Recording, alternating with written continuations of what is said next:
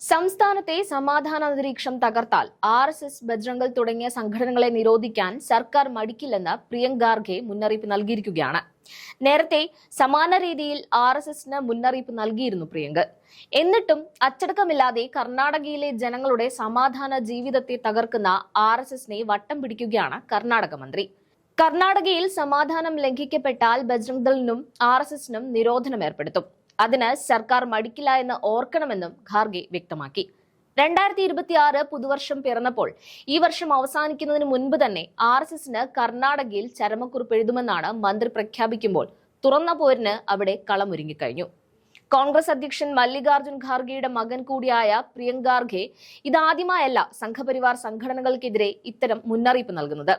2023 May മാസത്തിൽ കർണാടകയിൽ കോൺഗ്രസ് സർക്കാർ അധികാരമേറ്റയുടനെ ക്രമസമാധാനത്തിന് ഭീഷണിയാകുന്ന ഏതൊരു സംഘടനയ്ക്കെതിരെയും അത് RSS ആയാലും ബജ്രംഗൾ ആയാലും PFI ആയാലും കർശന നിയമ നടപടി സ്വീകരിക്കുമെന്നും നിരോധിക്കുമെന്നും അദ്ദേഹം മുന്നറിയിപ്പ് നൽകിയിരുന്നു. ഇതിനെതിരെ മോദി അടക്കം പൊട്ടിത്തെറിച്ചെങ്കിലും അതൊന്നും മൈൻഡ് ചെയ്യാതെ തന്നെ മുന്നോട്ട് പോവുകയായിരുന്നു പ്രിയങ്ക് ചെയ്തത്.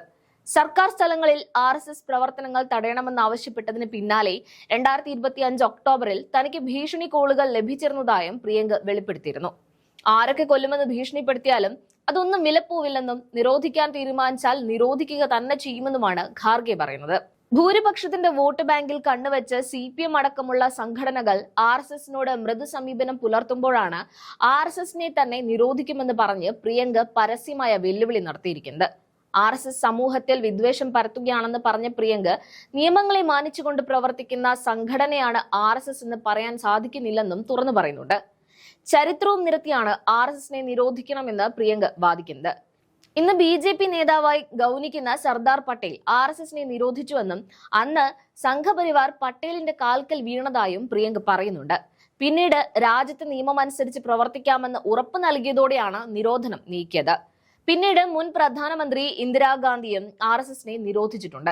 അപ്പോഴും മാപ്പ് പറഞ്ഞാണ് RSS രാജ്യത്ത് പ്രവർത്തിക്കാൻ അനുമതി നേടിയെടുത്തത്. അവരുടെ 250 കോടി രൂപയുടെ ഫണ്ടിന്റെ സ്രോതസ് എന്താണ് എന്നതടക്കമുള്ള കാര്യങ്ങൾ അന്വേഷിക്കണമെന്നും പ്രിയങ്ക് ഖാർഗെ ആവശ്യപ്പെടുന്നുണ്ട്. RSS നിരോധനം നടപ്പിലാക്കണമെങ്കിൽ അതിനാവശ്യമായ നിയമമുണ്ടാക്കുക എന്നതാണ് പ്രാഥമിക നടപടി. പക്ഷേ തനിക്ക് ഭരണഘടനയ്ക്കപ്പുറത്തൊന്നും ചെയ്യാൻ കഴിയില്ലെന്നും പ്രിയങ്ക് ഖാർഗെ പറയുന്നുണ്ട്. നേരത്തെ RSS ഇന്ത്യൻ സ്വാതന്ത്ര്യത്തിന് വേണ്ടി നടന്ന ഉപ്പു സത്യാഗ്രഹത്തിലോ ക്വിറ്റ് ഇന്ത്യ പ്രസ്ഥാനത്തിലോ മറ്റേതെങ്കിലും ജനകീയ മുന്നേറ്റങ്ങളിലൊന്നും തന്നെ ഇടപെട്ട സംഘടനയല്ലെന്നാണ് പ്രിയങ്ക് ഖാർഗെ എക്സിൽ കുറിച്ചത്. സ്വാതന്ത്ര്യ ലബ്ധിയുടെ തലേന്ന് ത്രിവർണ പതാകയെ RSS എതിർത്തിരുന്നു. മഹാത്മാഗാന്ധിയുടെ കൊലപാതകത്തിന് പിന്നിലെ മധുര പലഹാര വിതരണം ചെയ്തു. ഭരണഘടനയ്ക്ക് പകരം മനുസ്മൃതിക്ക് വേണ്ടി പ്രചാരണം നടത്തിയെന്നും പ്രിയങ്ക് ഖാർഗെ ആരോപിക്കുന്നുണ്ട്. RSS ഇപ്പോഴും ഭരണഘടനയെയും ത്രിവർണ പതാകയും എതിർക്കുന്നത് തുടരുന്നു. BJP അവരുടെ കളിപ്പാവ മാത്രമാണെന്നുമൊക്കെ പ്രിയങ്ക് ചൂണ്ടിക്കാട്ടുന്നുണ്ട്. പ്രിയങ്ക് ഖാർഗെയുടെ ആവശ്യം കേൾക്കുമ്പോൾ മൂക്കത്ത് വിരൽ വെക്കുന്നവർ ഒരു വസ്തുത തിരിച്ചറിയേണ്ടതുണ്ട്. ഒരു സാംസ്കാരിക സംഘടനയാണെന്ന് അവകാശപ്പെടുന്ന RSSന് ഇന്ത്യയിൽ 3 തവണ വിലക്കേർപ്പെടുത്തിയിട്ടുണ്ട്. 1948, 1975, 1992 വർഷങ്ങളായിരുന്നു ഇത്. 1948 മഹാത്മാഗാന്ധി വധിക്കപ്പെട്ടതിന് പിന്നാലെയായിരുന്നു ആദ്യത്തെ നിരോധനം.